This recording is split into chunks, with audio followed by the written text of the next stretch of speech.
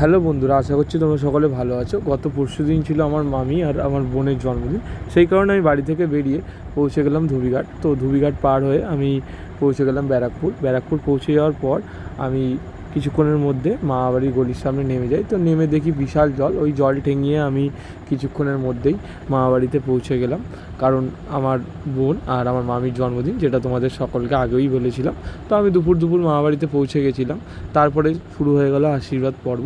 তারপরে গুরুজনরা মামিকে আর বোনকে আশীর্বাদ করে দিচ্ছিল ধান দুব্য দিয়ে আর মিষ্টি খাইয়ে, যেটা আমাদের বাঙালি মতে রীতি রেওয়াজ যেটা রয়েছে। তো দুপুরের মেনুতে ছিল ভাত, ডাল, তারপর হচ্ছে দই কাতলা, তারপর হচ্ছে আরও 5-6 রকম ভাজা, জন্মদিনে যেমন হয়, পটল চিংড়ি, আর তার সাথে পায়েস, চাটনি, পাঁপড়, এত কিছু মেনু দুপুরবেলা ছিল। তো এই সব তো দুপুরবেলা আমরা খেলাম। তারপরে রাত্রিবেলা অনেক লোকজন আসবে, তার জন্য আমার মামা বসিয়ে দিয়েছিল বিরিয়ানি। তো তারপরে আমি বেরিয়ে পড়লাম আমার এক ভাইয়ের গাড়ি করে কেক আনতে যাওয়ার জন্য। তো কেক আনতে যাওয়ার জন্য সেই জলের রাস্তাটাই আমাদের ব্যবহার করতে হচ্ছে, বিশাল জল, ওই জলের মধ্যে দিয়ে। তারপর আমি পৌঁছে গেলাম কেকের দোকানে ঢুকে আমি জিজ্ঞাসা করলাম যে দাদা রেড ভেলভেট কেক আছে? তো ওনারা বললেন রেড ভেলভেট নেই। তাই জন্য আমরা ব্ল্যাক কারেন্ট কেকটা নিয়ে গেছিলাম।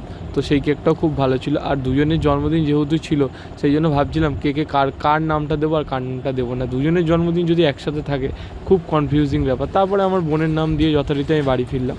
বাড়ি ফেরার পর দেখছি এখানে চিকেন পকোড়া রেডি হয়ে গেছিলো, তার সাথে আম আর ধনে পাতা দিয়ে চাটনি রেডি হয়ে গেছিলো, ঝাল ঝাল টক টক।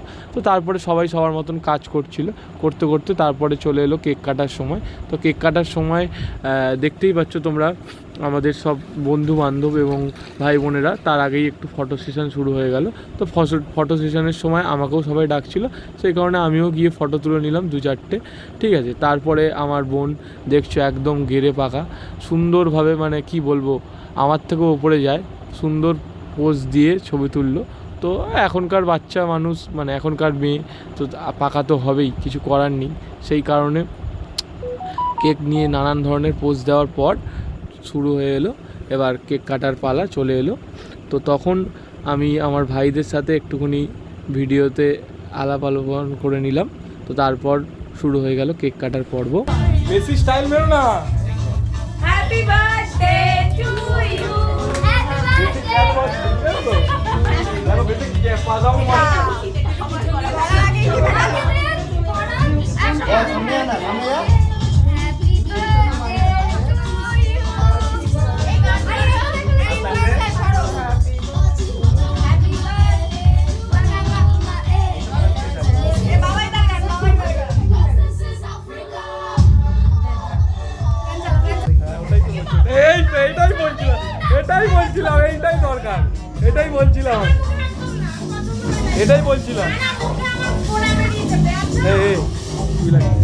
এটাই চাইছিলাম আমি।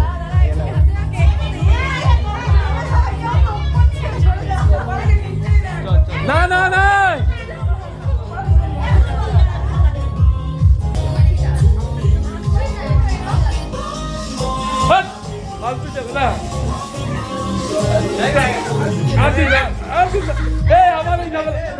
জন্মদিনের দিন মাথা পিছু করছিস।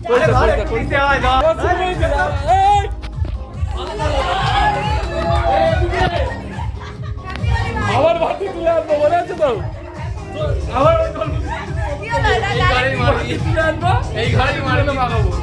মারপিট কিসের?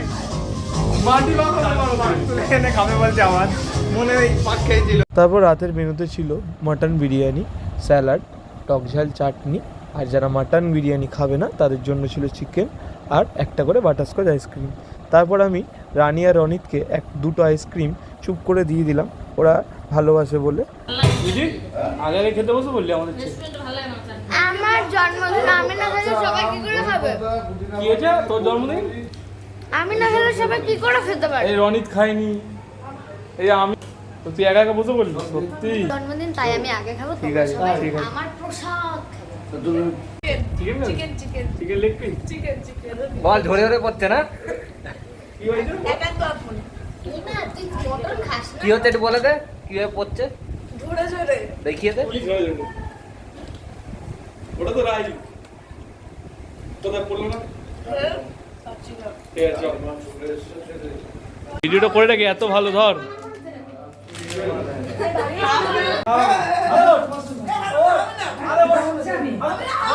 আরে আর হবে না, কতক্ষণ?